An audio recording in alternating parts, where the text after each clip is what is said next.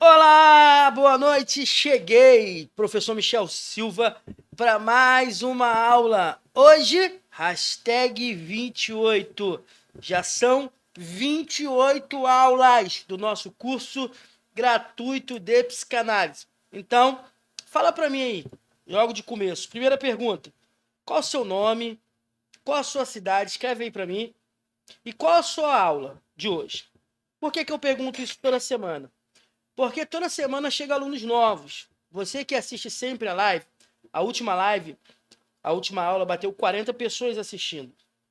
E foi um número muito bom. Quero agradecer a todos que assistiram a última aula, a aula 0, hashtag 27, que foi sobre temperamentos, onde nós estudamos sobre os temperamentos principais, 4 temperamentos. Teve até uma aluna aí que assistiu e falou: professor, tem mais temperamentos. Sim, tem outros temperamentos, mas os 4 principais que foram denominados e criados por Hipócrates, um médico grego, e é usado até hoje, são os 4 principais que nós vimos aí na aula de temperamentos. Então, toda semana tem pessoas novas.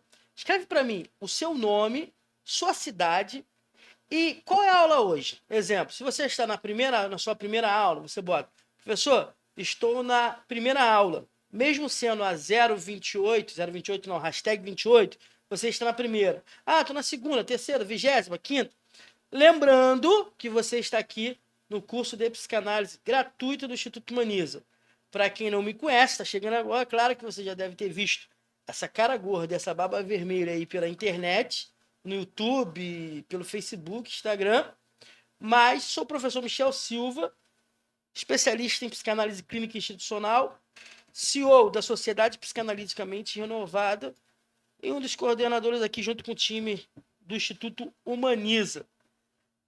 Esposo de Elânia Brasil de Souza, pai de Misael Silva Brasil, e daqui a 23 dias, pai de Azaf Silva Brasil, que está chegando aí a completar a felicidade da família, até porque o significado do nome dele é aquele que une, aquele que agrega. Além de um nome, o nome tem que ter significados, beleza? Então escreve aí seu nome completo, sua cidade, um beijo aí para toda a família. Deus continue guardando a nossa família. Então pega sua caneta, seu papel. Então nós estamos aqui no curso gratuito. Lembrando, já são 28 aulas, mas se você quer receber o nosso certificado de participação que vai aparecer para você aí, ó, o certificado aí, tá aí, ó. Não, aqui, ó. Eu não, é aqui, ó. Certificado de participação. Professor Michel, como que eu recebo esse certificado de participação? É simples, você assiste as 15 primeiras aulas e as 15 primeiras aulas está lá no link, tem no Telegram, tem nos grupos do WhatsApp, tá a aula, o vídeo, a apostila e o link das atividades. Envia, se eu não me engano, só a aula 7 não tem atividade, porque foi uma aula que eu gravei junto com o professor Kleber. Nós falamos sobre os desafios da família no século XXI. Foi um negócio assim. Então essa não tem atividade. As outras 14 têm atividade. Você faz atividade, envia lá para aquele e-mail secretaria@humanizacursos.com.br e todas as quartas-feiras eu tiro as quartas-feiras para poder corrigir essas atividades. Semana passada eu corrigi umas 50, 60 atividades. Semana a caixa de e-mail já está lotada. Nós vamos corrigir amanhã também essas atividades. Eu mando 2 respostas, uma para você e uma para a secretaria da Humaniza. Então, fez as 15 primeiras aulas, as 15 primeiras atividades, você pode solicitar aqui seu certificado de participação. Ele pode ir para você impresso ou pode ir aí pelo seu e-mail e você mesmo imprimir. Impresso tem um valor aqui simbólico que você paga aqui só para o envio. Nós mandamos para você todo bonito, também impresso, qualidade gráfica muito boa. E se você quiser digital, você recebe aí, você mesmo imprime, várias pessoas imprimem e legal. Agora uma pergunta que sempre surge, já surgiu até nas nossas lives. Professor, o que o certificado do curso gratuito me habilita? Ele te habilita a ter autoridade no assunto sobre saúde emocional, sobre depressão, sobre ansiedade, síndrome do pânico. Quando você estiver numa roda de amigos conversando, quando você for dar uma palestra, for convidado, você tem autoridade para poder falar sobre psicanálise, porque você estudou, você não é qualquer pessoa que viu na internet um curso e começou a falar sobre esse assunto. Mas ele não, o que as pessoas querem saber, ele não te permite clinicar. Ele só não te permite clinicar porque o nosso curso gratuito, um projeto que nós começamos para poder ajudar vidas, ele já tem muito conteúdo, tem mais conteúdo do que muitos lugares que eu vejo por aí. Não estou aqui para falar de ninguém, até porque eu não gosto de criticar ninguém, não gosto e também não tenho medo de crítica. Porém, ele só não te permite clinicar porque ele não tem as outras duas etapas da formação de psicanálise, que são as análises didáticas e estágio supervisionado com supervisão, que eu falo aqui todos os dias. Aluno do Mente Renovada, Instituto Humaniza, não vai poder dizer que eles são enganados por ninguém daqui. Porque todas as vezes eu falo, ó, você precisa fazer o tripé. Você pode me falar que eu sou chato, pode falar que eu sou tudo, mas só não pode falar que eu te engano. Então, você não pode clinicar com certificado de participação, por quê? Porque você precisa passar pelo tripé de análise, supervisão e teoria, beleza? Mas te dá autoridade.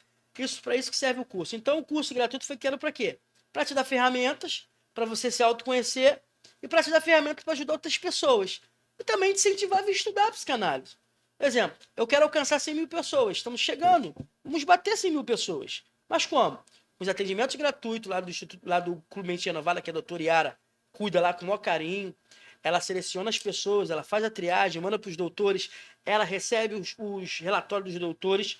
Então, você também que já é formado em psicanálise e quer participar do Clube Mente Renovada atendendo de forma gratuita, deixa seu contato aí e faça assim no contato.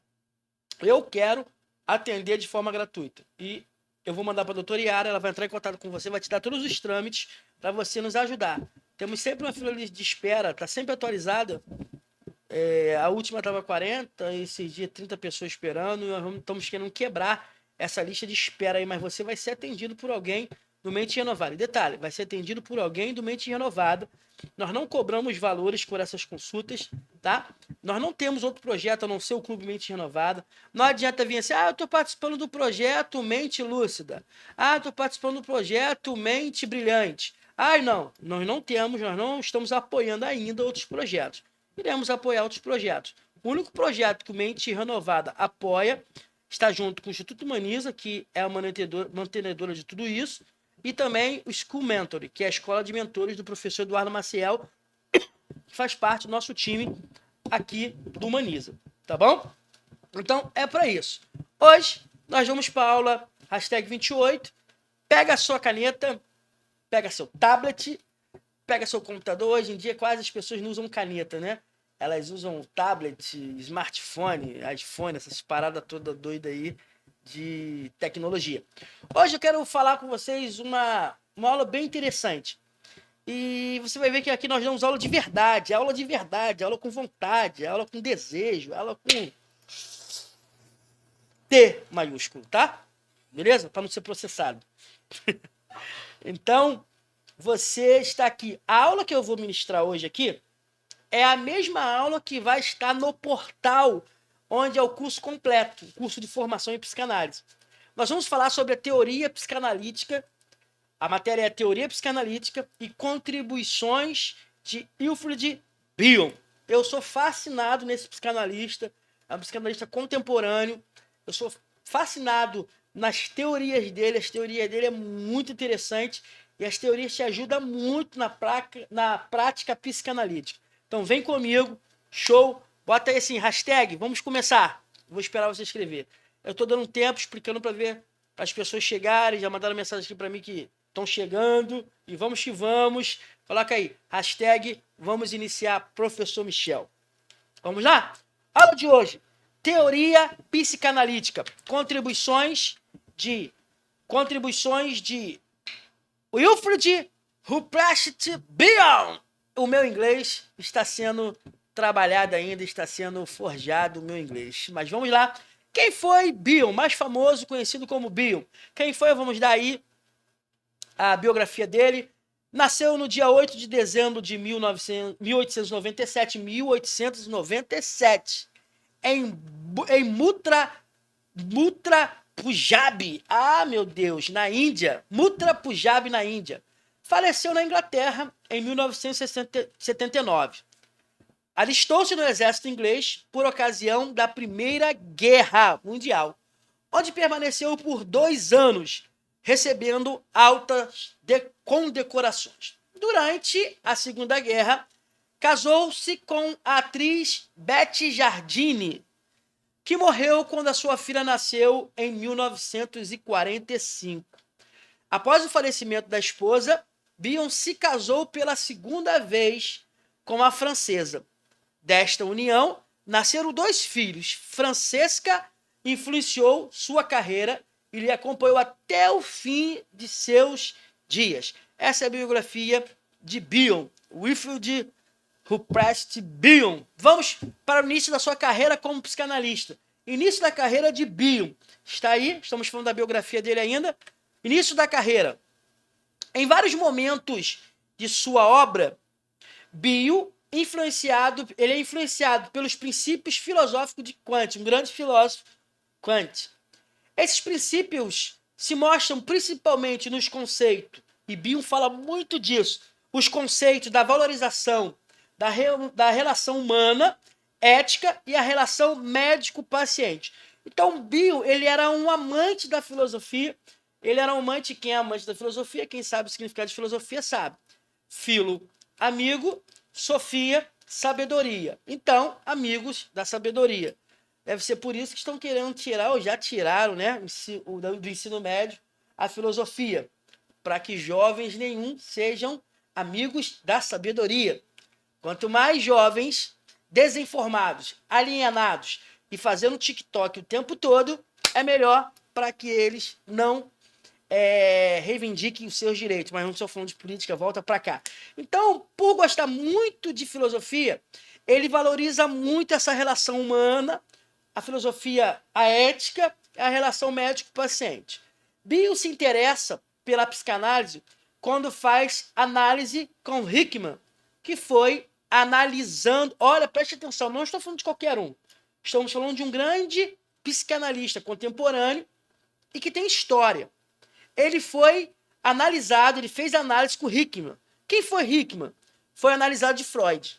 Analisando de Freud, ou seja, Hickman foi formado e analisado por Freud. Após fazer a sua formação analítica com... Olha quem foi Bion, não foi qualquer um, gente. Após fazer a sua formação analítica com Melanie Klein. Quem é Melanie Klein? É especialista em criança. Melanie Klein é tremenda as teorias de Melanie Klein para a formação psíquica das crianças. Se torna seu mais importante discípulo, ou seja, ele faz as suas análises, a sua formação analítica. É por isso que eu falo de análise. Ele faz sua formação analítica toda com Melanie Klein e se torna um dos seus principais discípulos. Nos anos 60, efetua uma revisão filosófica do texto freudiano, fundamentando-o ao mesmo tempo com Kant e Klein. Nesta revisão, divide o aparelho psíquico em 2 funções mentais. Eu quero que vocês anotem aí. Depois dele fazer uma análise do livro de Freud, ele consegue fazer uma análise usando a filosofia e usando as teorias de Melanie Klein. Aí, depois que ele faz essa leitura desse livro de Freud, o que ele faz? Ele divide as funções psíquicas, as funções mentais, em 2. Ele separa em alfa e beta, né?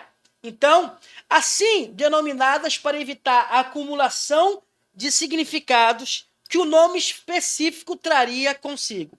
Então, ele especifica as funções como alfa e beta. Acabou. Para não dar muita margem para discussões. O vocabulário bioniano, então, é isso mesmo que fala. Vocabulário bioniano tem o termo, isso é muito interessante, preste atenção nisso. Eu me peguei muito quando eu estudei Bion, nessa parte que ele fala, o elemento que tem a ver com alfabetização. Mas, desde já, podemos admitir que, de início, todos nós podemos ser considerados, todos nós, eu, você psicanalista formado, você psicanalista em formação, podemos ser considerados analfabetos em psicanálise. É verdade isso. E por isso mesmo, convidados a iniciar um processo de alfabetização progressiva. O que é isso? essa alfabetização progressiva?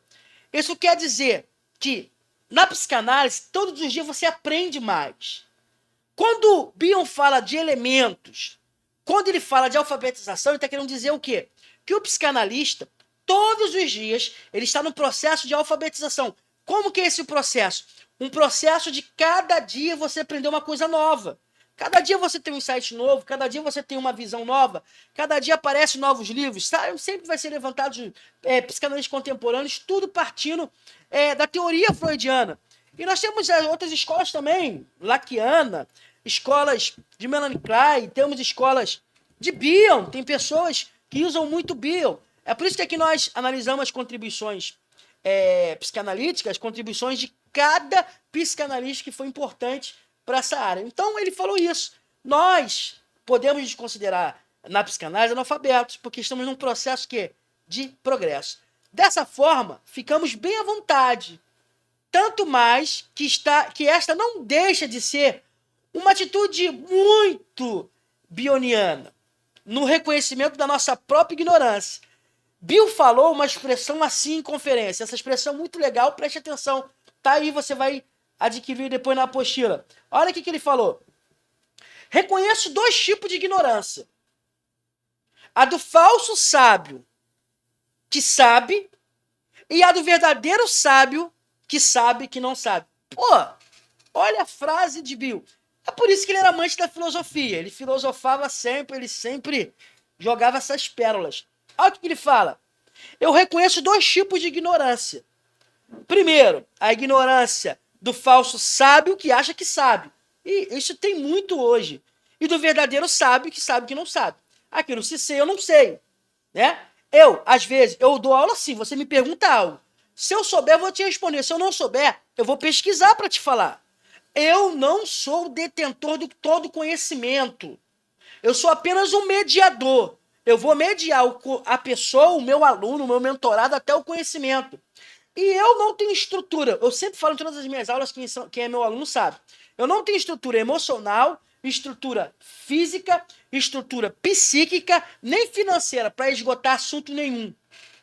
Se eu conseguir aqui nesta aula hoje, como todas as aulas que eu tenho ministrado de psicanálise, mentoria, aula, consulta, se eu conseguir colocar uma vírgula na sua mente, na sua psique, para mim eu já estou satisfeito.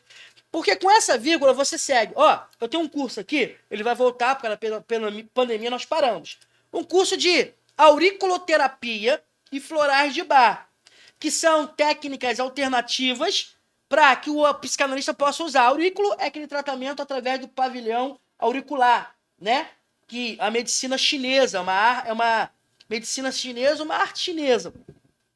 E eu ensino aqui, e eu dou a introdução, é um sábado inteiro a aula, eu dou uma introdução, dou certificado, dou tudo. Mas eu já tenho alunos meus que estão aí avançando na auriculoterapia. Já estão atendendo, abrindo consultório. Eu fico muito feliz, porque eu falo para eles na aula, eu não tenho estrutura, até porque são várias técnicas, eu ensino a técnica de semente, aí tem a técnica de agulhas, de cristais, de tantos outros elementos. Eu só ensino a de semente. Eu comento sobre todas, mas eu ensino só da semente. Então eu falo para eles, eu quero botar uma vírgula.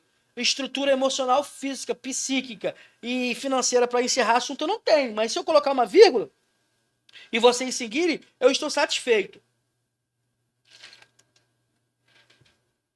E é assim que eu sigo a minha vida, minhas aulas. Então, essa frase é muito interessante dele. O verdadeiro sábio, ele tem a consciência da sua própria ignorância. Eu tenho a consciência das minhas ignorâncias. Você tem que ter. Você não pode viver com aquilo que eu sempre falo, medo de críticas. Quem vive com medo de críticas, ele não faz nada na vida. Ele não escreve nada na internet, ele não cursa uma faculdade, ele não se relaciona com quem ele quer, ele não casa com quem ele quer, porque ele tem medo de que as pessoas vão falar das escolhas dele. Preste atenção, alunos, futuros psicanalistas formados. Na parte de emoção, sempre falo isso, na parte de emoção, você tem que ser muito egoísta. Eu não estou nem aí se você vai gostar ou não da minha aula, me perdoa. Eu não estou nem aí se você vai gostar. Se você quiser sair, você sai fora. Mas eu sei da minha ignorância, eu tenho consciência, mas eu sei do meu valor. Eu sei que todas as vezes que eu estou aqui às quintas-feiras, eu estou em sala de aula, eu estou no YouTube, onde eu estiver, eu estou gerando valor na vida de alguém. Por isso que eu não tenho medo de críticas. Eu pego algumas críticas que são construtivas e mudo. Se você mandar um feedback e falar assim, teve uma aluna que falou assim, professor, às vezes a sua dicção, ela enrola. Eu falei, pô, muito obrigado. Eu já estou olhando isso, é porque eu tenho um problema de dicção, eu já estou procurando uma fonoaudióloga, essas coisas. Pô, eu achei legal. Mas medo de crítica eu não tenho nenhuma. E você não pode viver com esse medo de crítica, tá? Tenha consciência da sua própria ignorância. Com o bio, somos convidados a adotar uma atitude aberta para acolher, conter e conservar tudo o que for possível a respeito do infinito, informe e o inominável. Isso é muito interessante, segundo Bill. Agora nós vamos entrar na teoria desenvolvida por Bill. Escreve aí, até agora, não vou entrar agora não. Escreve aí. E aí, tá entendendo sobre Bill? Tá entendendo sobre esse grande psicanalista? O que você tá achando até agora? Escreve aí para mim, que eu vou beber água, que hoje a garganta tá seca. Tinha até que tirar esse negócio aqui, ó. A Rebeca fala sempre. Tô nem me patrocinando, eu fico toda hora mostrando a marca da água. Deixa eu tirar aqui, enquanto você escreve aí pra mim. Então, preste atenção. Nós vamos entrar agora na teorias desenvolvidas por Bill. Essa teoria aqui é uma teoria muito interessante. É a teoria do PPP. Calma, pedagogos, psicopedagogos, professores. Não é plano político pedagógico que toda escola tem que ter. Cara, isso é uma chatice, PPP. Plano político pedagógico. Misericórdia, não tem que parar para fazer isso. Mas tem que ter, né? Toda escola tem que ter o PPP, o plano político pedagógico. Chamar a sociedade, chamar as pessoas para conversar. Para mim, eu sou professor, mas é tudo balela. Mas vamos lá. Mas o PPP de Bill é o seguinte: parte psicótica da personalidade. Bill designa a PPP não como uma questão psiquiátrica, mas como modo de funcionamento mental, coexistente a outros tantos.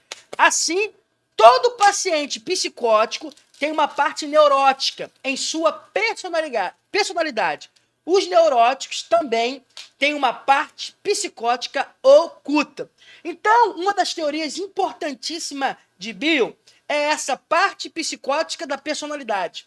Ele admite, ele fala que todo paciente psicótico tem uma parte neurótica em sua personalidade. E o neurótico também tem uma parte. Outro dia me surgiu uma pergunta. Professor, qual a diferença da neurose para a psicose? Neurose e psicose andam junto quando você vai falar de alguns transtornos que o ser humano tem emocionais. Só que a neurose é a parte mais branda de todo mundo. Eu costumo brincar que todo mundo é neurótico, todo mundo tem alguma neurose. Eu tenho várias. Mas a psicose, o psicótico já é uma coisa mais avançada.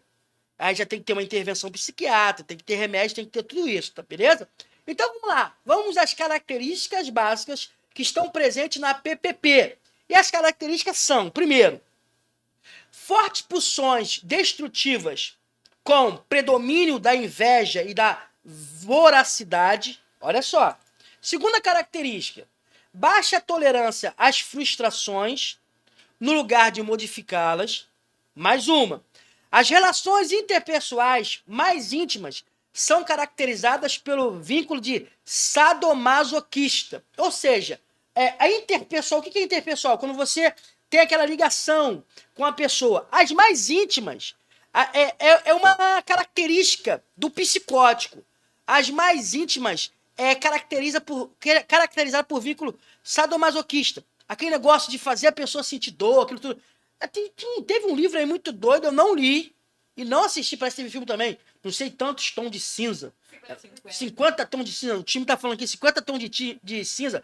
Pra mim não é 50 tons de cinza, não. É 50. Eu acho que eu assisti um pedacinho. É 50 tons de roxo, de preto, todo hematoma. Que as pessoas querem buscar prazer através da dor da outra. Isso é muito complicado. Mas tem um. Vamos lá. Outra característica: uso excessivo de dissociações e identificações projetivas patológicas. Ou seja, vai desassociando o quê? As projeções patológicas que ele traz consigo e ele vai projetando nas pessoas. Uso excessivo de projeções, sentimentos e pensamentos persecutórios. Isso é muito sério. Grande ódio à realidade interna e externa, com preferência pelo mundo das ilusões. Então, ele tem ódio à realidade interna e externa. Então, ele prefere viver o quê? No seu mundo de ilusões. Isso são características da PPP dos psicóticos, parte psicótica da personalidade do ser humano. A onipotência, olha só, ataque aos vínculos de percepção e aos de juízos críticos, resultando num prejuízo do pensamento verbal, da formação de símbolos e do uso da linguagem. Também é uma característica básica da PPP. Outra, a onipotência, a onisciência e a imitação substitui o processo de aprender com experiência.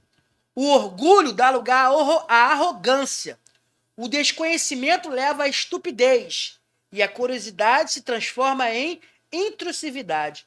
Ou seja, já viu aquelas pessoas que falam assim, ah, pô, cara, tu é muito psicótico, maluco. Já viu essa frase? Pô, tu é muito arrogante, mano. Isso é uma das características de pessoas psicóticas. Arrogância. Ele se acha onipotente.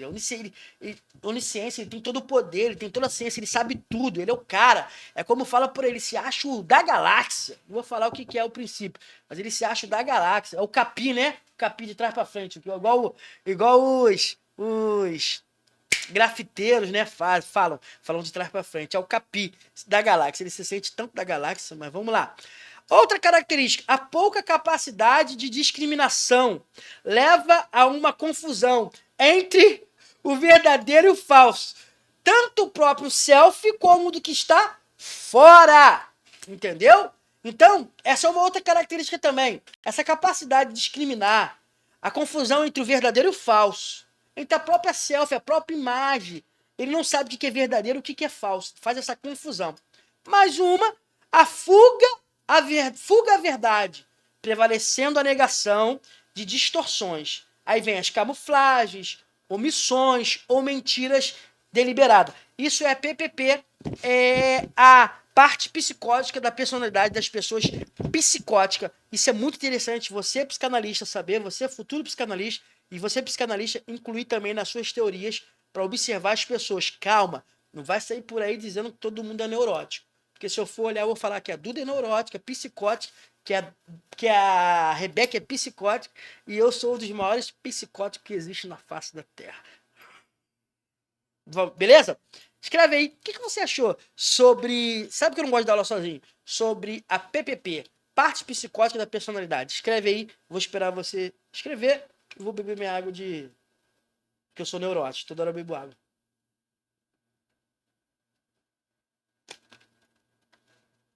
Show, isso aí. Vamos lá? Vamos continuar com as teorias de Bill? Teoria do conhecimento. Preste atenção nisso aqui é muito top. Eu sou fascinado por Bill. Eu sou freudiano, mas eu sou fascinado por Bill. Teoria do conhecimento. Bill, em sua prática clínica, chegou à conclusão de que os pensamentos não existem sem as emoções. Cara, comente essa frase aí. Olha que Bill chegou na sua conclusão, na sua prática clínica. Os pensamentos não existem sem emoções. Cara, eu concordo demais. Não existe pensamento se não tem emoções. As emoções que nos fazem ter pensamentos. É por isso que eu falo. Eu não vivo de razões. Eu vivo de insights. É que é necessário que exista na mente uma função que construa o sentido das experiências emocionais. Essa função ele denominou de vínculo K, o conhecimento. Então, nas suas práticas, o que Bill falou? Que é preciso ter emoções para poder construir a fala, os pensamentos. Então, é preciso ter sentido para que haja as emoções, para que haja as experiências emocionais. Só que ele denominou isso como K, como conhecimento. Aí preste atenção nisso. Uma criança pode tanto aprender a tolerar, como modificar a realidade com a atividade do pensar e do conhecer. Então, de criança já se começa. Ela pode aprender, porque a criança ela vai se adaptando à sua realidade. Ela vai se adaptando ao seu ambiente, aos seus pais. Cara, esse dia, essa semana que passou, eu fui na casa de um primo, eu já falei dele sobre ele. Ele tá com uma filhinha muito linda, a Cecília, de 2 meses. Ele tava com ela de frente assim, e ele viajando, né? Pai pela primeira vez. Ele viaja. Aí ele, coisa linda do papai, minha princesa. Ele passava o rosto nela e ela viajava nele. Ela ficava assim, ó, nele, ó, viajando. E eu viajando na psicanálise. Ele viajando lá, eu falei, caraca, olha só, é o Rivière que eu vou falar pra você daqui a pouco. Ele fazia assim. E quando eu passei, ela foi atrás me acompanhando. Eu falei, caraca, a importância do seio bom, do seio mal, que o Winnicott falou. A importância que a Melly Klein falou da selfie. Olha, preste atenção nisso. Olha, preste atenção nisso. Então, a importância desse conhecimento, dessas emoções. Então, quando o pai ou a mãe, principalmente a mãe, porque a mãe é que fica mais com o bebê. E algumas mães ficam até com raiva, né? Porque qual é a primeira palavra que uma criança fala? Pelo menos na minha casa foi assim. Qual é a primeira palavra? Papai. Por quê? Porque a mãe fica assim o dia inteiro, o pai tá trabalhando. Ó, se bebê não comer a papinha, eu vou falar pro papai. Se não tomar banho e fizer a pirraça, eu vou falar pro papai. Quer que fala o quê? Quando aprender a falar? Papai. Então, mãe, já que você não quer que seu filho, seu bebê, aprenda a falar papai, fala assim, ó, se não comer, mamãe vai dar porrada. Se não comer, mamãe vai chamar atenção. Agora você fala o tempo todo o nome do pai e depois quer ficar com raiva. Volta pra cá. Vamos lá. Então, no que se refere ao vínculo mamãe-bebê, Bion enfatiza a criação do vínculo primário, que é o reviere materno. O que é esse reviere? Vamos lá. Se a capacidade... Vamos ver agora o desenvolvimento do vínculo do conhecimento que surgiu em 3 possibilidades do reviere. O reviere é uma palavra francesa. O reviere significa desilusão. E no francês significa sonho. Então, eu vou resumir para vocês o que é o reviere. Eu vou ler aqui na apostila, mas eu vou resumir para vocês. Reviere é sonhar o sonho da outra. Ou seja, quando o bebê está de frente e eu começo a brincar, coisa linda! Esse vínculo entre mamãe e bebê ou pai e bebê, isso se chama o quê? O reviere. É você sonhar o sonho dele. A criança sonha o seu sonho. Porque quando você fala, você já viu? Você já foi mãe, ou vê, eu tenho sobrinho, alguma coisa, você já viu o bebê? Oi, coisa linda, tudo bom? Ele começa a sorrir. Ou seja, essa capacidade do reviere da mãe é muito importante para a formação psíquica da criança. Então vamos lá, ó. Se a capacidade de reviere da mãe for adequada e suficiente, a criança terá condições de fazer uma aprendizagem com as experiências positivas e negativas da vida, imposta pelas privações e frustrações. Então é preciso, e nós sabemos que nós precisamos frustrar os nossos filhos também. E a formiguinha do meu lado não para de comer doce. É complicado. Vamos lá, segura. A criança, nesse caso, desenvolve uma função K, que é o conhecimento. O que é a função K que Bion ele denomina o conhecimento?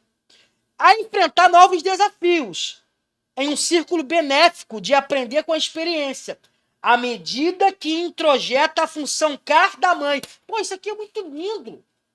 Olha só. Então a criança tem a experiência, começa a ter experiências, emoções. Ela é um K, é um conhecimento, a criança é um conhecimento. Só que ela começa a ter novas experiências através da introjeção, ou seja, através que vai entrando nela a introjeção do K-mãe. Então, a partir do momento que o K-mãe, que é o conhecimento, começa o reviere com ela, sonhar o sonho dela, coisa linda, mostrar as emoções, ela vai aprendendo. Porque o que o Bill falou? Que não existe pensamentos sem emoção.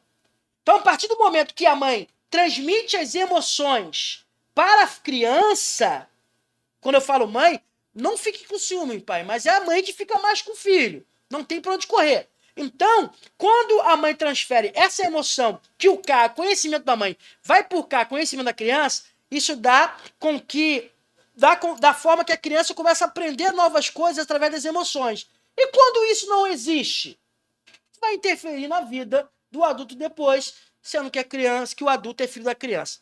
Terceiro, Não, segundo. Caso contrário, se a capacidade do reviério da mãe para conter a angústia da criança não for suficiente, as projeções que tentar depositar na mãe são obrigadas a retornar a ela, sob uma forma de terror sem nome, o qual gera mais angústia e mais ódio. Se a criança não tem esse contato, se esse K não tem um contato com cada mãe, com conhecimento, se não tem esse reviério, sonhar o sonho do outro, o reviério, para mim, eu resumo isso: sonhar o sonho do outro. Terceiro, no lugar de K, forma-se um vínculo K ou um não K. Ou seja, se tem intervenção do K da mãe, forma-se um vínculo. Se não tem, não forma esse vínculo de conhecimento, que são os casos mais extremos, em que a mãe externa não contém e não dá significado ou sentido ao nome das identificações projetivas do bebê.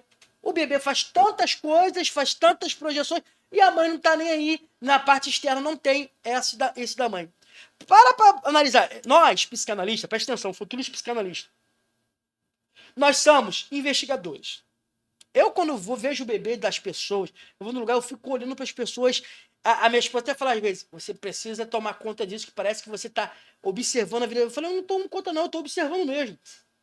Ó, nem precisa me convidar para só, não observa nada. Parceiro, parceira, psicanalista, a partir do momento que eu boto o pé no teu portão, já olhei tudo que tá na tua casa. Já olhei tudo, mano. Eu dou uma olhada. Ó, a Rebeca tá ali. Ó, a Rebeca tá de frente, tá de lado, mas eu já vi, não quando eu entrei. A Rebeca tá de roda gigante na orelha, aquela argola bonita que ela usa, blusa preta, calça jeans clara, sapato preto com detalhe branco. Porra, olhei. A Duda tá com as tranças dela, uma blusa que parece que, sei lá, se é bege, se é meio aquele nude, sei lá. Uma parada assim, calça jeans escura, entendeu? O tênis eu não prestei muita atenção no tênis dela, mas eu acho que é aquele Adidas. Eu vi quando ela passou colorido. Eu vi quando ela deu uma passada. Não tem como, psicanalista. Eu sou investigador, parceiro. Não tem como. Entra na minha casa, ó. Não repara a bagunça, não. Já reparei tudo, meu. Não adianta. Já olhei tudo. Então, isso é muito importante pra você, psicanalista. Você tem que prestar atenção. Não é ser fofoqueiro, tá? Cuidado, que tem a ética psicanalítica. Não pode ser fofoqueiro. Tem que ser um investigador. Vamos lá? Continuando. É importante salientar que a função K não se refere somente à posse de um conhecimento ou saber, mas sim o enfrentamento do não saber. Assim, o saber será o resultado da tarefa do descobrimento e do aprendizado com as experiências da vida, as boas e as más. Então, existem experiências boas e más que vai fazer diferença nas nossas vidas. A função do conhecimento está intimamente ligada à da formação de símbolos, sendo esses que permite uma evolução da criança, a condição de poder conceituar, generalizar e abstrair, expandindo o seu pensar e o seu conhecer.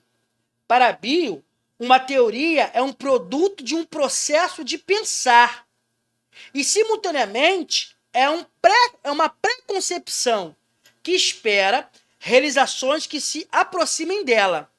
A preconcepção é análoga ao pensamento vazio kantiano, de Kant, né? A concepção é uma junção de uma preconcepção com uma realização e o pensamento surge da união de uma preconcepção com uma frustração. Os conceitos têm nome, são concepção ou pensamentos firmados. Beleza? Escreve para mim aí, o que você achou da teoria do conhecimento de Bill, do vínculo K da criança com o vínculo K da mãe. O que você entendeu do reviério? Resumindo, nós psicanalistas, precisamos fazer o reviério. Precisamos sonhar o sonho dos nossos analisandos. Beleza? Escreve aí para mim. Show de bola. A minha água vai acabar. Eu vou precisar de outra água depois, porque no final eu preciso ensinar vocês com a garrafa.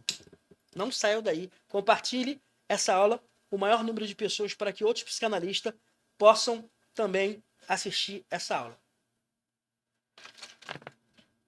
Memória e desejo. Boa. Vamos lá? Memória e desejo. Bion traz a sua conhecida proposta de sem memória, sem desejo.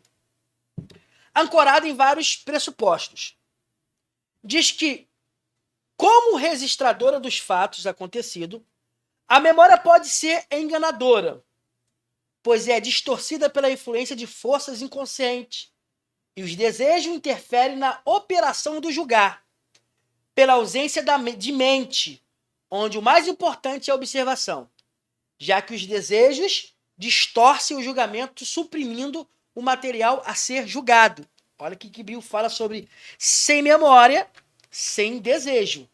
Se você não tem memória, preste atenção. Se você não tem memória, você não tem desejo. Observa isso, psicanalistas. Quando você viaja na sua memória, não surgem os desejos? Ou não? Ou o Bill estava errado, ou eu estou maluco. Para um pouquinho. Se você parar no seu sofá e começar a lembrar das suas memórias de infância, da sua juventude, você vai viajar. Vai aparecer desejo. Meu Deus. Como eu beijava na boca quando era jovem. Ah, aquele namoradinho que eu tinha lá no ensino fundamental, no ensino médio, onde eu matava aula e matava as 2 últimas aulas de matemática, as 2 aulas de matemática para poder namorar. Isso viaja. Começa a vir desejo, começa a vir lembrança, memória. Isso não é maluquice, isso não é ruim. Isso tem que ser controlado e quando tem uma distorção, tem pessoas que não aguentam. Quando o inconsciente aflora, ela vai despirocar, ela vai surtar, ela vai endoidar, porque ela não tem esse conhecimento. Mas você tem. E você pode ajudá-la. Então, para Bill, preste atenção nisso agora, isso é muito importante para nós. Para Bill, a sessão de psicanálise não deve ter história nem futuro. A única importância para ele, na sessão, é o desconhecido. Cara, isso é muito top. Segundo Bill, a sessão não deve ter história nem futuro. A única importância para ele é na sessão desconhecido. Você tem que entrar no inconsciente, no desconhecido da pessoa. Com isso, claro que vai vir as histórias, vai vir futuro, vai vir passado. Beleza.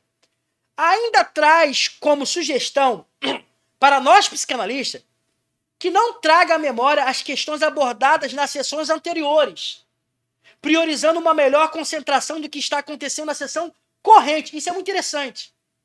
Psicanalista, futuros psicanalistas, quando seus clientes entrarem, ou paciente, ou analisando, não fica tentando trazer lá do passado, do futuro, do passado, da consulta passada. Não tente trazer para a sessão de hoje. Esquece. A sessão de hoje é nova. Você tem que entrar hoje no desconhecido de hoje. O desconhecido de ontem fica para ontem. Isso é muito interessante, porque você vai perder tempo com o de ontem. É claro que você não quer dizer que você não possa voltar em alguma coisa, mas não se apegue à consulta de ontem. Se apegue no desconhecido de hoje. Vou estudar uma frase para o Instagram, hein? Não se apegue no passado de ontem, mas se apegue no desconhecido de hoje, psicanalista.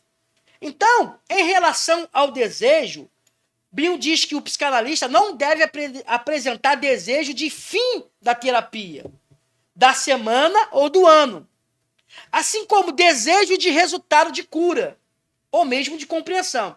Isso é muito interessante. Eu e você, psicanalistas, nós não podemos ter esse desejo de término. Ah, vou dar alta. Hoje uma aluna virou para você, já dei alta para fulana. Você fez quantas consultas com ela? Fiz 3. Já deu alta? Beleza. Tomara que essa pessoa que ela consultou não morra. O pior, se morrer, vai cair em cima de mim. Mas, segundo as forças de Lacan, não vai acontecer isso não. Tá amarrado em nome de Lacan. Então, preste atenção. Você precisa entender que você não pode ter a ansiedade de terminar uma terapia, nem a semana, nem no ano, e você também não pode ter a ansiedade de cura, tá? Ou mesmo de tentar compreender aquele caso rápido, não. Tenta pegar o desconhecido de hoje, beleza? Agindo dessa forma, o psicanalista terá, no início, muita ansiedade, mas que, com o passar do tempo, adquirirá a certeza de que cada sessão se completa por si própria. Então, cada sessão é uma sessão. Não fica tentando trazer coisas passadas de outra sessão, não. Vai pegando e vai nessa pegada que você vai se dar bem. Bill, em sua visão de tratamento, pontua que não se deve polemizar com o paciente e nem contrapor a sua verdade com a do analista, e sim abrir novos caminhos para visualizar um fato em comum, porque através disso ele possibilita o paciente a refletir. Então isso é muito interessante. Com relação ao setting analítico, esse setting é onde você atende, é seu consultório, é sua sala. Se chama o setting analítico, é o consultório, o lugar onde, ou o consultório, ou a sala onde você atende, beleza? Ele nos dá a entender que não se refere somente a horários, espaço físico e honorário, mas um campo analítico, onde o analista e paciente vão interagir, sendo influenciados um pelo outro, podendo assim encontrar novas soluções. Isso é muito interessante. Tem alunos que de começo falam assim, professor, quanto tempo eu tenho que atender? Quanto que é uma consulta? Como que é isso? Eu tenho um contrato de consulta. Eu falei, calma, cara. Primeiro você precisa entender o desconhecido da pessoa. Não se apegue a esse lugar, a esse consultório, a horário, a espaço, a dinheiro. Pessoas ficam presas em dinheiro, não, porque a minha consulta é tanta, R$200, tem que atender 10, porque atendendo 10 pessoas por dia é R$2.000. Não fica você pego nisso. A valorização vem com o tempo. Então, você precisa entender o quê? Que você tem, agora a frase que eu vou falar para resumir o Revieri na vida do psicanalista. Não vou falar agora não, vou falar depois. Vamos lá. Voltei. Você precisa interagir. Você precisa influenciar ele e ele influenciar você. Portanto, assim, a encontrar novas soluções. Quanto mais eu influencio o meu analisando, mais ele me influencia. Mais eu consigo fazer com que ele busque novas soluções. Não é eu buscar as soluções dele, é eu fazer ele buscar as soluções. Bion atribui a importância relevante à dor psíquica, pois através do fato de sentir dor, e é necessário sofrê-la, pode crescer com a experiência todo o processo de mudança do indivíduo, no processo de análise. Sempre virá acompanhado de dor e sofrimento, sendo que o mesmo pode fugir da dor ou enfrentá-la, sendo que esse último é o caminho que traz a transformação. Ou seja, todo tratamento, todo processo analítico vai ter a dor psíquica, não adianta. Você vai tocar num assunto e o seu analisando, o seu paciente, o seu cliente, ele vai sentir dor. Você tem que observar, ficar prestando atenção que vai ter assunto que você vai entrar, que os olhos dele vai lacrimejar, que ele vai chorar, que ele vai sentir dor, vai pedir até para parar. Beleza, você pode parar. Mas isso é um processo. É preciso ter a dor psíquica, é preciso ter o sofrimento para que cresça com essa experiência. Outra frase. Na cura psíquica, é preciso ter o sofrimento para que haja a experiência e essa experiência causar a cura pela fala. Então, só que o paciente ele vai ter duas saídas. Ou ele vai enfrentar a dor, ou ele vai fugir da dor. Mas se ele enfrentar, que é o caminho mais certo que você deve levá-lo, se ele enfrentar essa dor, aí vai vir a transformação. Vai vir a cura. Então você precisa fazer com que o seu paciente, você precisa fazer com que o seu analisado, ele entenda que todo processo de cura psíquica vai gerar dor. Mas essa dor vai vir experiência. E essa experiência é o caminho da transformação e da cura dele. Mas ele tem a opção de enfrentar ou de fugir. Então você psicanalista, precisa fazer com que ele entenda. Vai doer? Sim. Vai machucar? Sim. Mas vai ter cura. Beleza? Então, para Bion, um paciente está em condições de terminar sua análise quando adquiriu uma função psicanalítica. Ou seja, longe fisicamente de ser analista. Consegue, quando ele tiver... Presta atenção, isso é muito interessante. Quando ele estiver longe do seu psicanalista, ele consegue dialogar com suas diversas partes. Segundo a psicanálise, não deveria ficar só no consultório. E é verdade. A psicanálise não pode ficar só em consultório, pois é uma prática de vida. Por isso que não existe uma crise da psicanálise, pois a função analítica é inerente ao ser humano. Enquanto existir o homem, existirá a psicanálise. Fechei. Lacrei. Presta atenção. Enquanto tiver o ser humano, existirá a psicanálise. Porque a função psicanalítica é muito importante. Dercy Gonçalves falou uma coisa muito interessante. Eu vou morrer falando isso. Que terapia tinha que ser igual cesta básica. Todo mês. Enquanto as pessoas não entenderem isso, que a função analítica é inerente ao ser humano, o ser humano precisa entender isso, que ele precisa de ajuda, de atendimento. E o analisando, precisa entender que não é só no consultório. Ele precisa ter essa capacidade de dialogar com as suas partes, tanto no consultório quanto fora. Então eu vou resumir o reviere, eu vou resumir a memória e o desejo para você, psicanalista, com uma frase. O reviere, psicanalista, preste atenção, você tem que ter reviere. Você tem que sonhar o sonho do seu paciente. Ele precisa ver em você que você está sonhando o sonho dele. Que você está fazendo com que ele entenda que você se preocupe com aquilo que é importante para ele e ele se abra. E assim vem a dor, mas com essa dor haja mudança. Beleza? Escreve para mim, o que você achou de memórias, desejo e reviere? Escreve para mim, por favor. Lembrando, deixe seu like aí. Compartilhe com o maior número de pessoas. Vamos lá? Nós estamos com 50 minutos de aula. É pegado.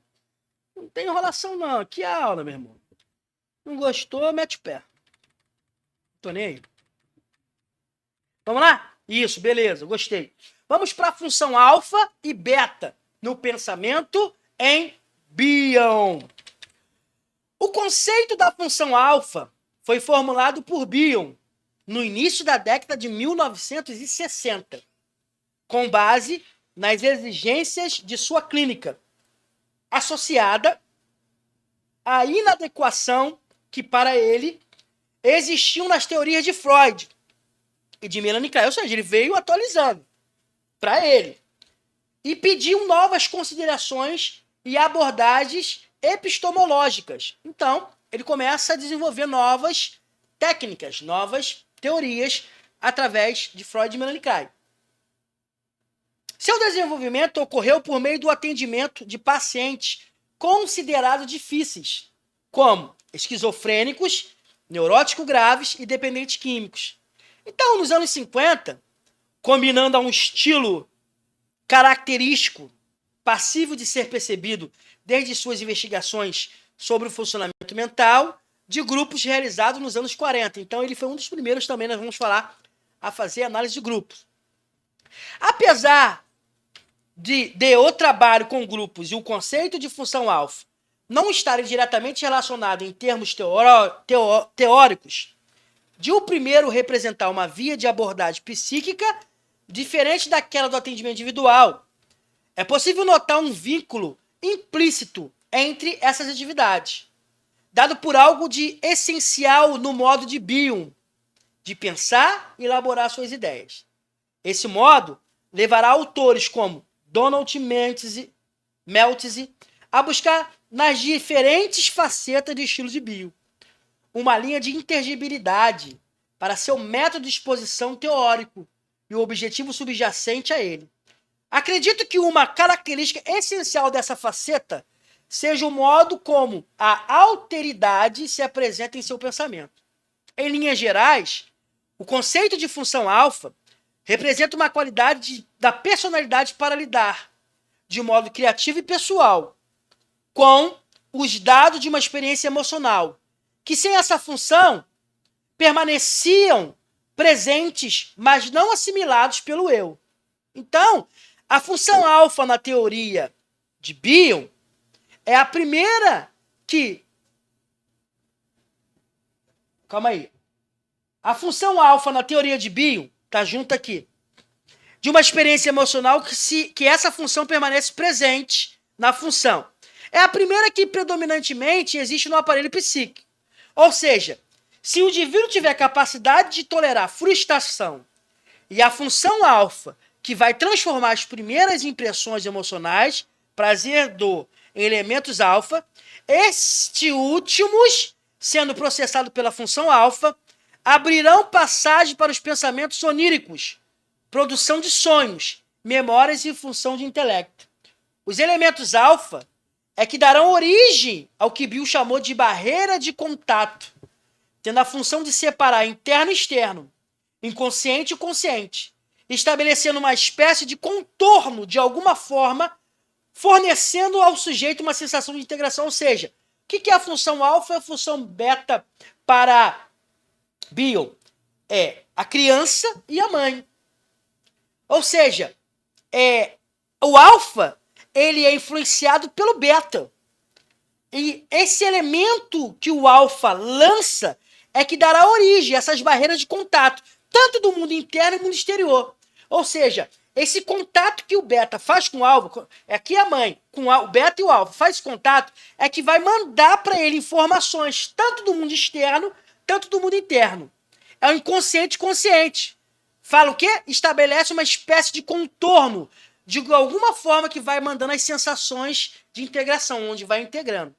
Os elementos beta, ao contrário, se proliferam de forma caótica e constituem o que Bill chamou de pantalha beta, não possibilitando uma diferenciação entre consciente e consciente, entre fantasia e realidade, não permitindo a elaboração de sonhos, segundo Bill.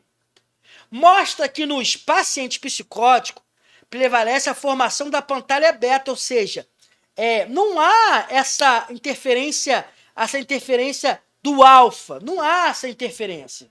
Então, há essa pantalha que ele falou.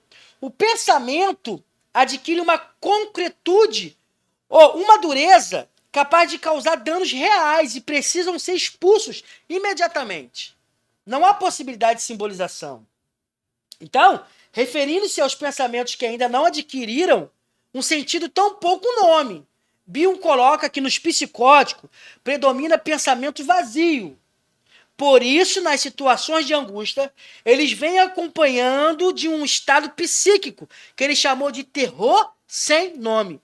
Ou seja, o pensamento do psicótico, ele predomina vazio. Então, essa situação de angústia vai acompanhando o estado psicótico da pessoa que sofre com isso. E ele chamou isso de terror sem nome. Não tem nome para isso. Além das duas formas citadas, alfa e beta, Bill coloca uma terceira forma possível de subjetivização que veio a denominar reversão da função alfa. Trata-se de casos em que a função alfa já opera no psiquismo, mas por alguma dor vivida em excesso. Ele recui e produz elementos beta, já diferentes dos originais. Nesses casos, ocorre uma regressão rumo a um pensamento concreto, que, segundo Bill, pode regredir ao ponto de chegar a nível de linguagem das sensações psíquicas corporais, como ocorre nos distúrbios psicomáticos. Ataque de função alfa. Aí também é uma dos pensamentos de Bill. Ataque à compreensão da experiência. São o ódio ou a inveja. Sentimentos que acarretam na destruição da possibilidade de função alfa. Ataque, contato consciente com você, mesmo com outros objetos vivos, onde encontramos elemento beta, não tendo aprendizado com a experiência. Ou seja, a função se desenvolve do contato com o outro. Nascemos sem função alfa, que processa a experiência para o bebê e a mãe. Ou seja, nós nascemos sem essa função alfa, mas nós somos o beta. A partir do momento que há essa ligação entre a mãe, aí a função alfa começa a interferir no beta. E assim criar toda a formação psíquica do ser humano. Grupos. Grupo, Bill falou muito de grupo. E o que Bill quis falar com grupo? Então, Bill desenvolveu pesquisa sobre a formação e fenômenos de grupo, entre outros assuntos. Ele começou seus estudos com grupos. Elaborou boas e úteis teorias sobre o tema. Alguns dos conceitos elaborados por Bill no estudo dos grupos são a mentalidade do grupo, o grupo de trabalho, a valência e o suposto básico. que é acasalamento, dependência e luta e fuga. Vamos ver isso agora, que foi os estudos e os conceitos que Bion levantou sobre grupos, que é mentalidade de grupo, grupo de trabalho, valência, supostos básicos, luta e fuga e acasalamento. Nós vamos ver isso agora. E aí, fala para mim, escreve aí enquanto eu estou botando aqui na apostila. O que você entendeu sobre a função alfa e a função beta? Já são as avaliações. O que você entendeu sobre a função alfa e a função beta? Vamos lá, para os grupos. Olha que Bion falou sobre a mentalidade de grupos. Para Bion, ele designa que um grupo constituído como tal, e funciona como uma unidade, como uma atividade mental coletiva própria, e que muitas vezes se conflita com a mentalidade de cada um dos indivíduos componentes a todo o grupal. Ou seja, ele quis dizer o quê? Que às vezes há um conflito de mente, de mentalidade, porque existe a mentalidade de grupo nessas funções. Ele falou também grupo de trabalho. O que Bion quis falar com grupo de trabalho? Bion afirma que todo grupo, propriamente dito, opera sempre em dois níveis, que são simultâneos, opostos, interativos, embora bem delimitados entre si. Um nível é o que ele denomina com grupo de trabalho, e outro nível com grupo de base, ou de pressuposto básico. O grupo de trabalho está voltado para os aspectos conscientes de uma determinada tarefa, combinada por todos os membros do grupo. E se quisermos comparar com o funcionamento de um indivíduo, o grupo de trabalho equivale às funções do ego consciente, operando em um nível secundário do pensamento, conforme a concepção de Freud. Então, o que ele quis falar do grupo de trabalho? Existem níveis de grupo de trabalho. Estou falando de psique. Existe grupo de trabalho, que é um nível, outro nível é o grupo de base. E isso conforme o quê? Conforme as funções do ego, do consciente. O funcionamento de membros do grupo, se quisermos comparar com o funcionamento de algum indivíduo, se chama grupo de trabalho. Bion também denominou a valência. O que é valência? É um termo que Bion extraiu da química para aplicá-la na dinâmica de grupos, com o fim de assinalar a maior ou menor disposição do indivíduo para fazer combinações com os demais, de acordo com a vigência do suposto básico em atividade. A predominância harmônica das valências é que dá uma força de coesão grupal. Ou o que Bion quis falar isso? Ele extraiu da química, né? Quis dizer o quê? Que o indivíduo ele pode ter maior ou menor disposição. Para quê? Para combinações de grupos. Suposto básico, né? De atividades, harmonia, força, coesão grupal. E ele falou que nos grupos de trabalho existe valência sobre isso. Agora vamos ver o que Bion falou sobre os supostos básicos, que é o USB. SB, não é USB. Funciona nos modelos de processo primário do pensamento e, portanto, obedece mais às leis do inconsciente, que é o suposto básico, e também conhecido por pressuposto básico. Esse termo indica que aí, contrário da cooperação no grupo de trabalho, que é o GT, no suposto básico prevalece um nível inconsciente e que as fantasias grupais adquirem uma das três formas típicas de dependência, de luta e fuga de acasalamento. Então, esses são os supostos básicos que nós estamos falando sobre os grupos, né, que Bion determinou, que são formação dos fenômenos de grupos. Então vamos falar agora sobre a dependência que Bion falou dentro desses grupos. Dependência.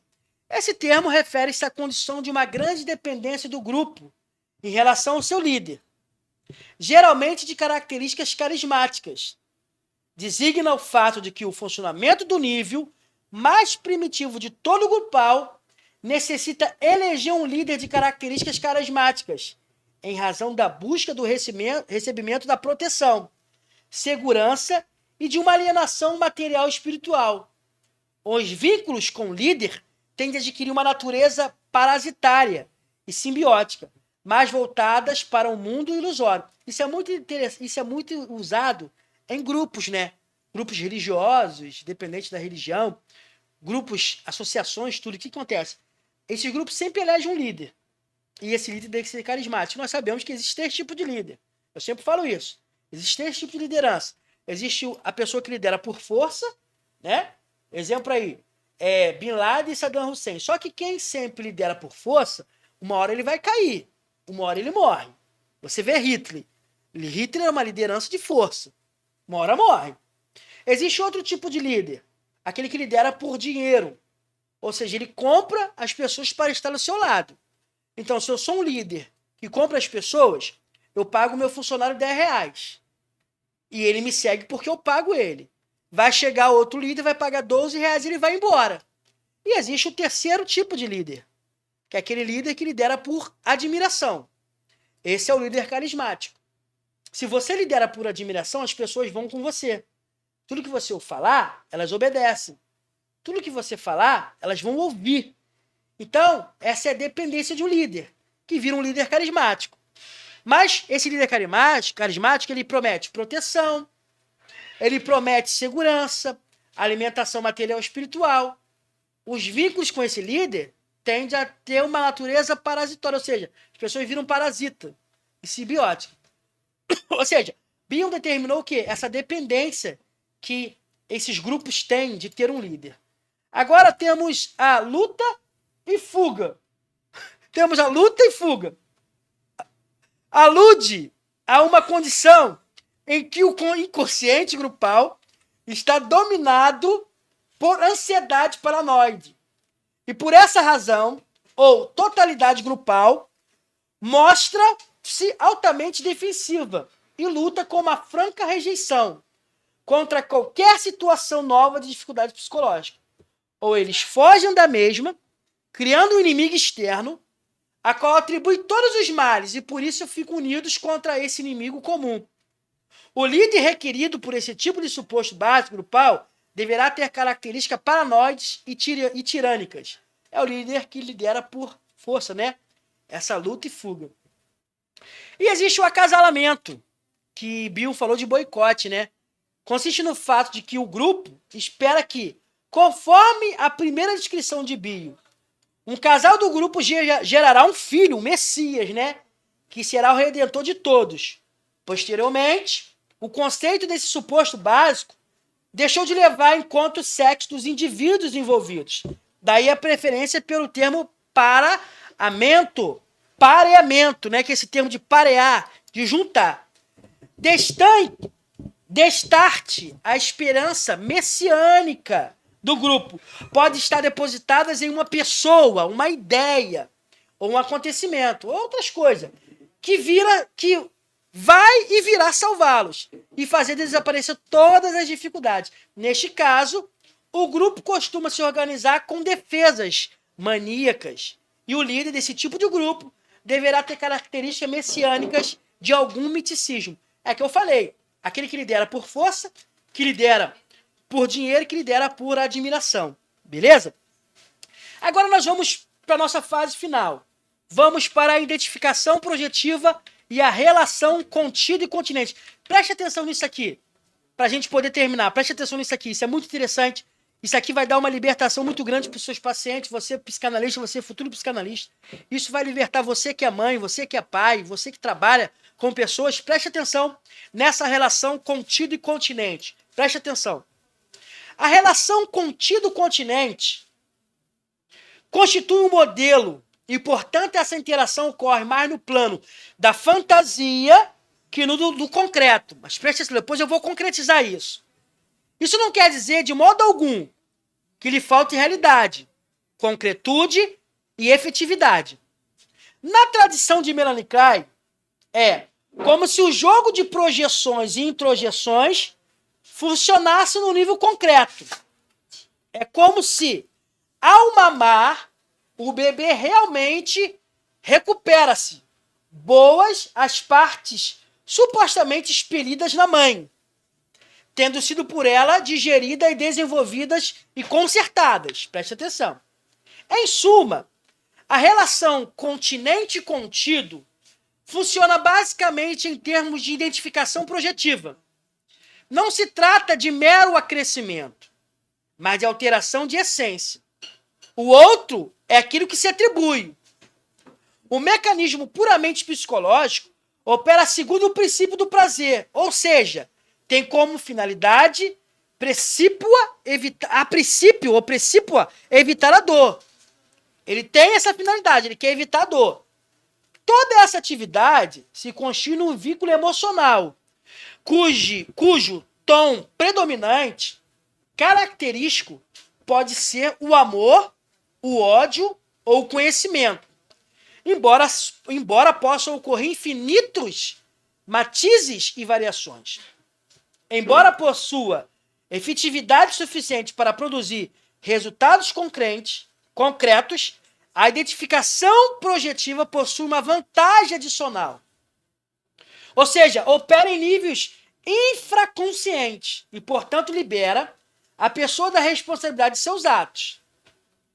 Ao nível do sistema alimentar mental, concebido por Bill, a personalidade é representada por essa relação contido-continente.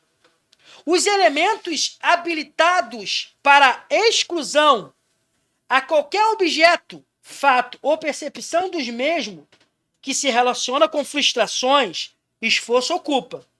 Não se trata, pois, de um vínculo automaticamente previsível. Como o preencher de uma dada vasilha por um determinado líquido. Trata-se, ao contrário, do encontro de seres sensíveis e diferenciados, o que reage um ao outro de modo a criar um momento inédito e impossível de repetição. Tal encontro pode deixar marca, e esta pode ser revocada, lembrada, utilizada, os mais variados fins. Então, o que é esse contido e continente que ele está falando? Ele está falando que esse encontro entre alfa e beta, esse encontro entre mãe e filho, contido e continente e contido, isso vai causar aqui relação de amor, de ódio, de conhecimento. E que isso vai trazer no futuro o quê? Lembranças das mais variadas e fins. Ou seja, o adulto é filho da criança. Eu vou resumir para você. Aí ele falou uma coisa muito interessante. Como compreender de uma dada vasilha por um determinado líquido? Não se trata, ele falou muito interessante, um vínculo automaticamente. Preste atenção. Isso aqui acontece muito em relação de pai e filho, de marido e mulher. Acontece muito. Vou mostrar para você aqui agora. Preste atenção. Essa garrafa, eu vou botar ela como continente, a garrafa. O líquido que está aqui dentro é o contido. É o contido. Então, o que acontece?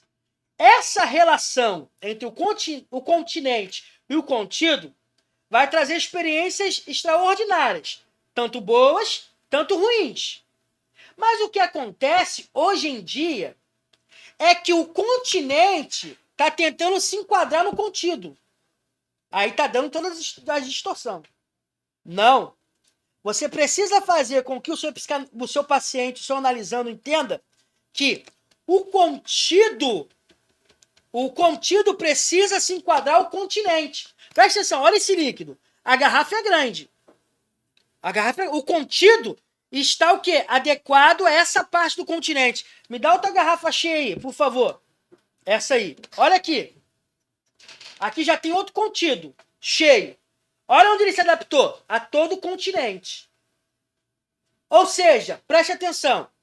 O seu paciente, ele precisa se enquadrar em você. E não você se enquadrar nele. A partir do momento que o seu paciente, o contido, se enquadrar em você, ele vai poder, e você nesse reviere, vai poder trazer soluções para a vida dele. Assim acontece com mãe e filho. A distorção hoje é o seguinte, é que o continente está tendo que se adequar ao contido. Tá errado. É essa troca, é essa busca entre o contido e o continente que vai haver o quê? Experiências boas, pode ter até experiências ruins. Mas eles estão trocando tudo.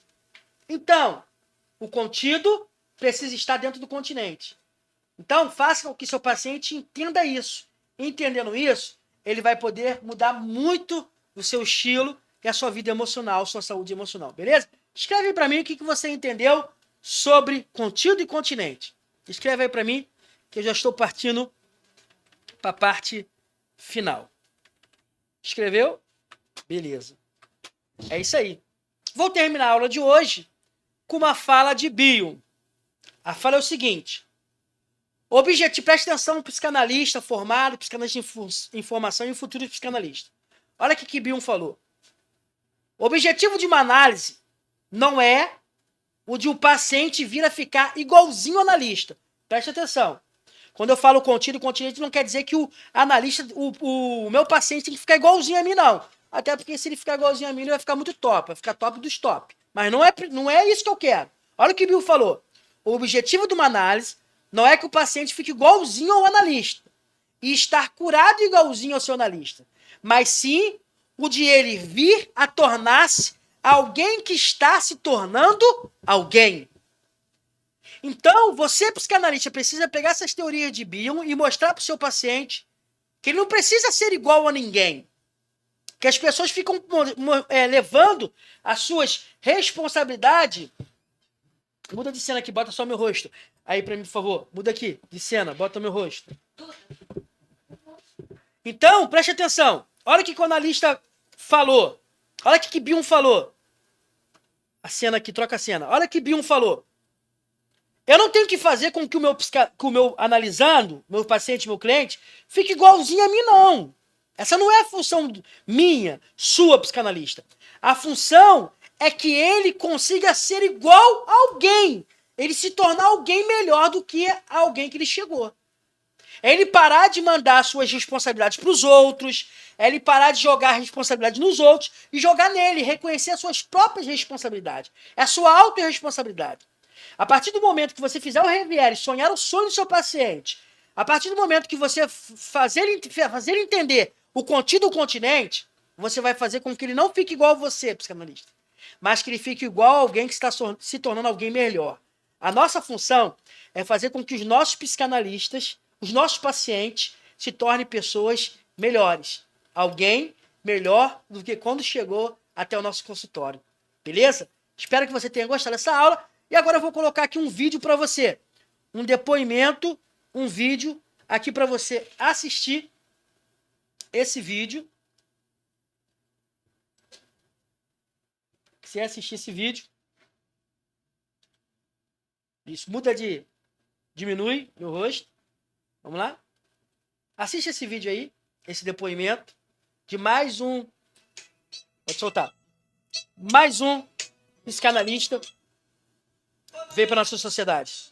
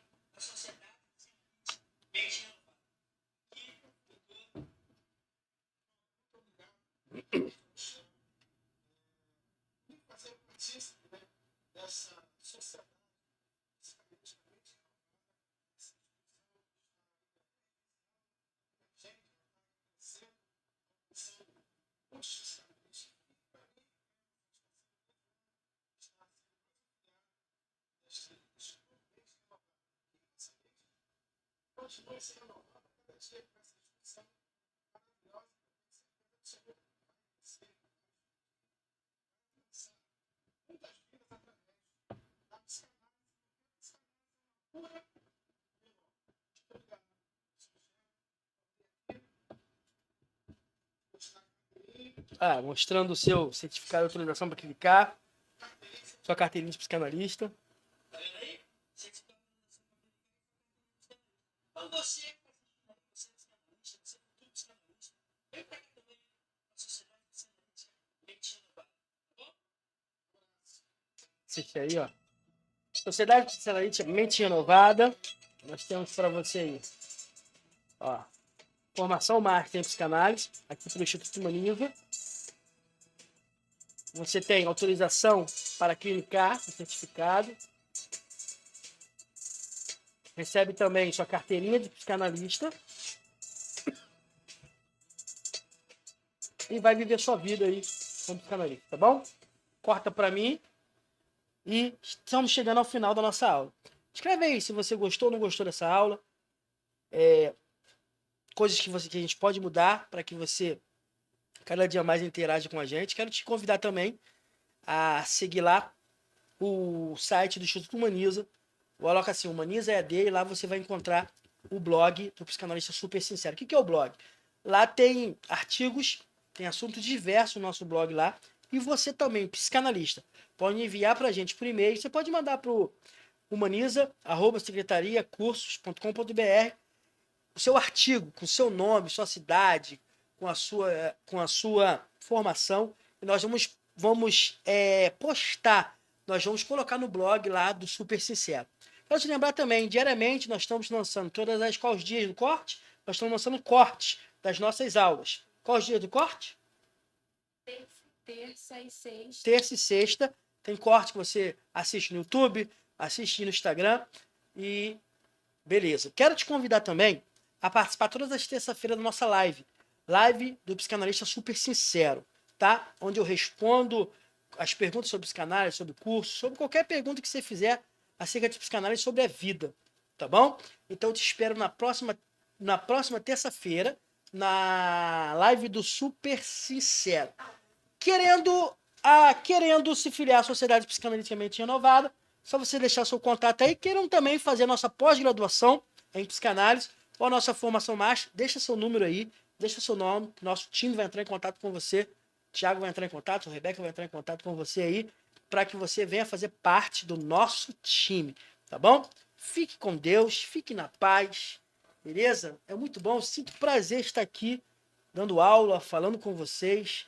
É o que eu sei fazer, a única coisa que eu sei fazer é decente, é dar aula, tá bom? Ó, até a próxima, Clube #Mente Renovada.